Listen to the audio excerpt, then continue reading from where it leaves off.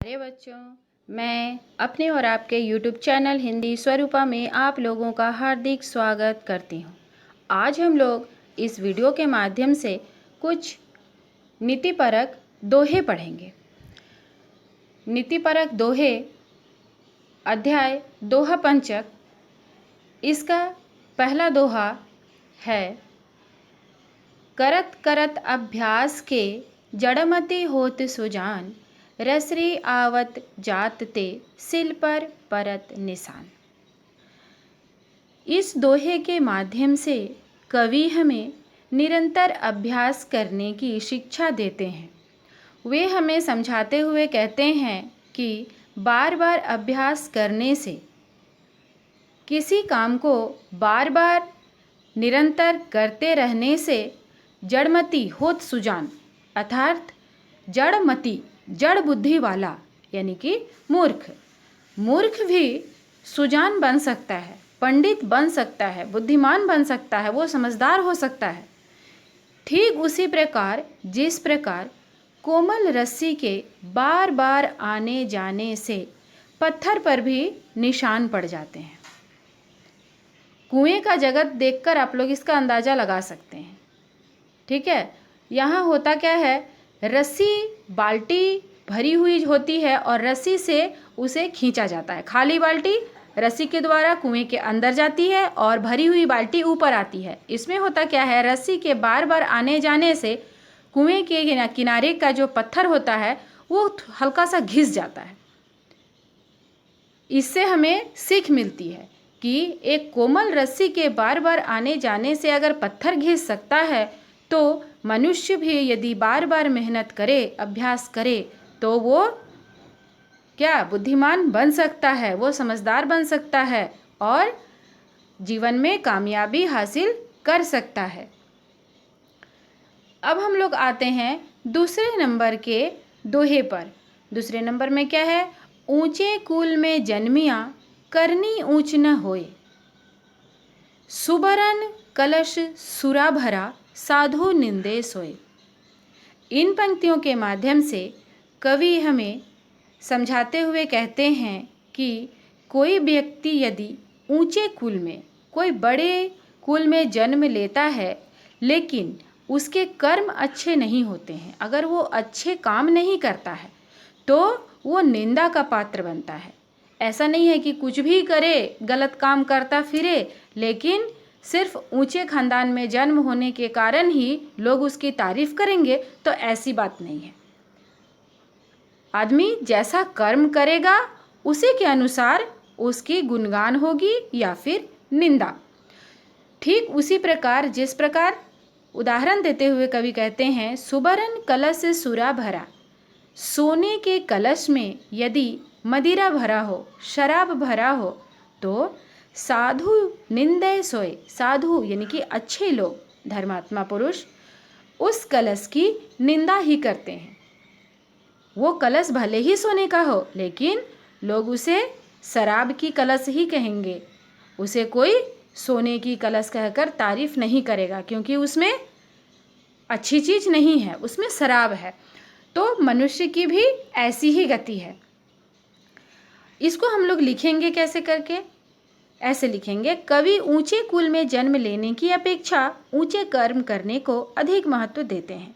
वे उदाहरण देते हुए कहते हैं कि जिस प्रकार सोने के कलश में यदि शराब भरी हो तो भी अच्छे लोग उस कलश की निंदा ही करेंगे और कहेंगे कि शराब वाली कलश है। इसी तरह नीच काम हमेशा निंदा ही किए जाते हैं। अब हम लोग आते हैं नंबर 3।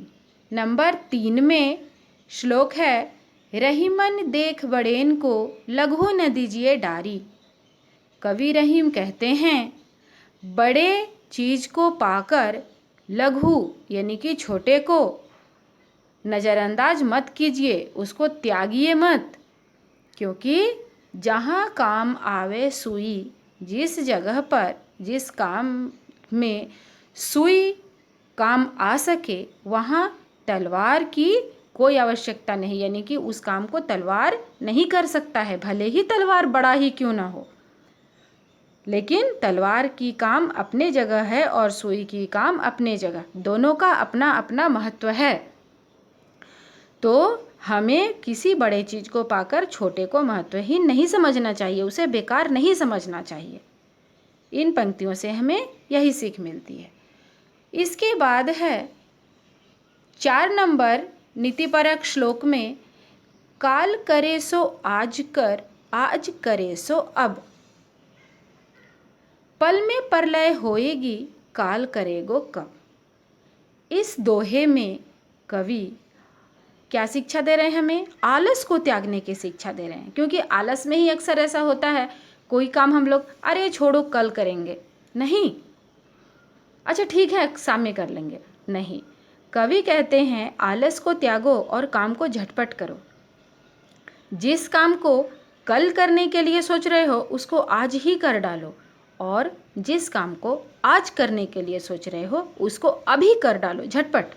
आलस को त्यागो, क्योंकि यदि पल में प्रलय हो गई, कुछ भी हो सकता है, तो फिर कल तो आएगी नहीं, तो फिर काम होगी कैसे?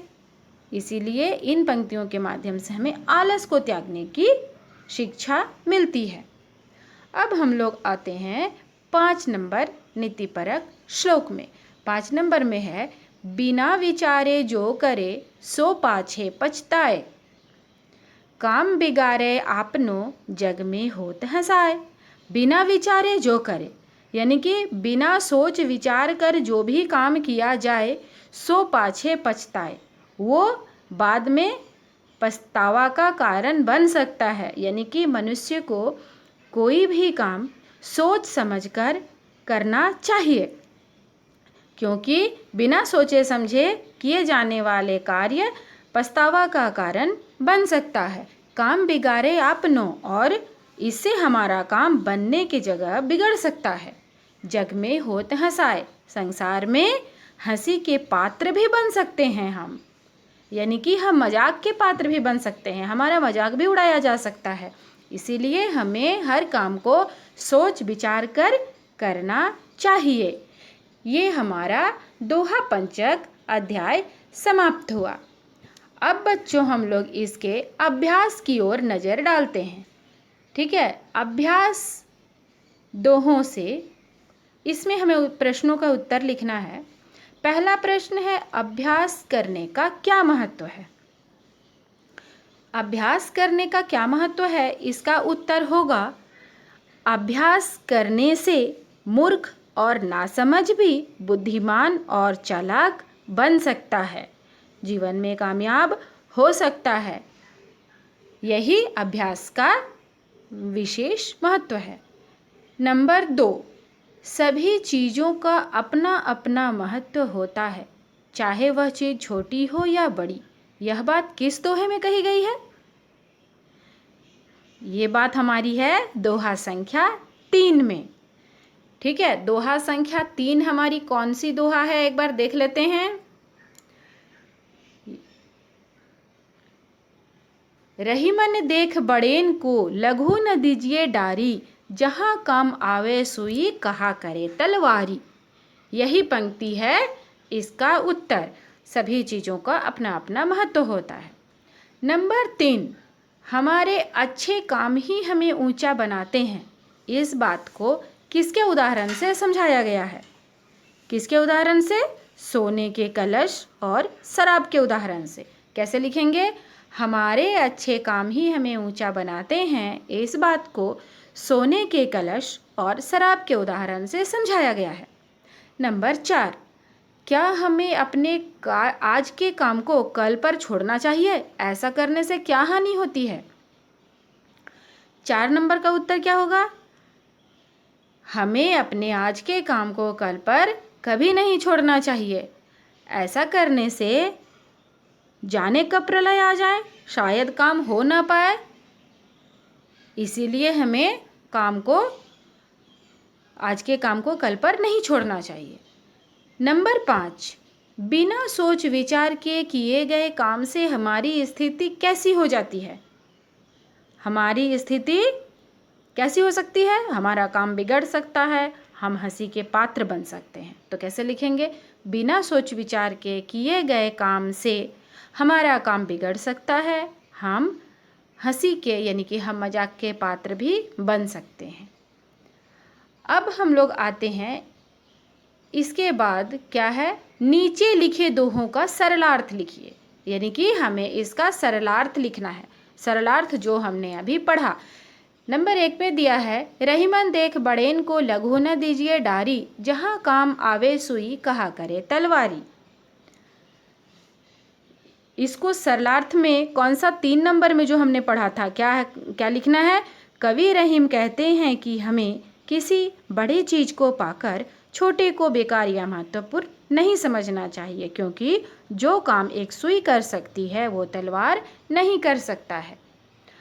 नंबर 2 में है, बिना विचारे जो करे सो पाछे पछताए, काम बिगाड़े आपनो जग में होत हंसाए।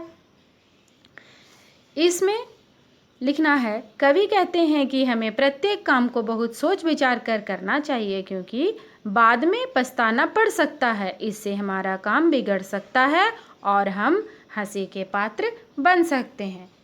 नंबर 3 में है, करत करत अभ्यास के जड़मती होत सुजान, रसरी आवत जाते सिल पर परत निशान।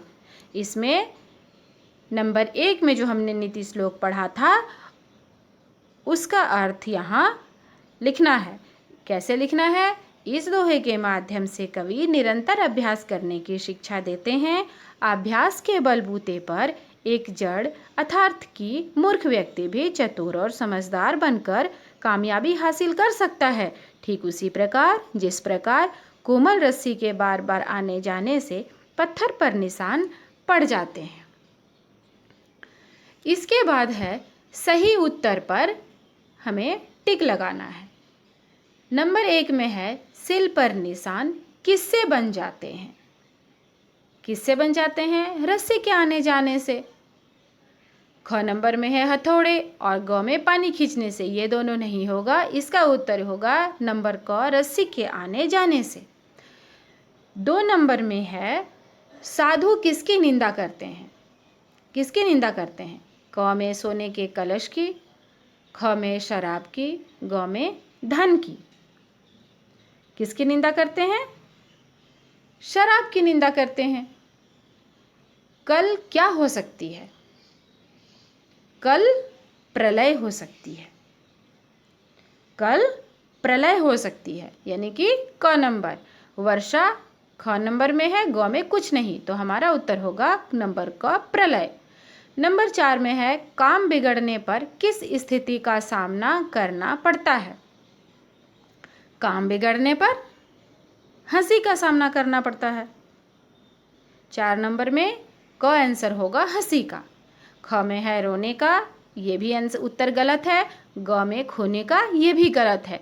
क नंबर हंसी का। ठीक है बच्चों, अब हम लोग आते हैं भाषा की बात। भाषा की बात नंबर 1 बताओ क और ख, इसमें 2 प्रश्न हैं। क नंबर में है, पाठ के दोहों में किस भाषा का प्रयोग किया गया है? इसका उत्तर होगा सधुक्कड़ी भाषा का प्रयोग किया गया है। ख नंबर में 2 अन्य भाषाओं के नाम लिखिए, अवधी भाषा और ब्रज भाषा। 2 अन्य भाषा क्या लिखेंगे? अवधी भाषा और ब्रज भाषा। 2 में है, विलोम शब्द लिखो। विलोम यानी कि उल्टा।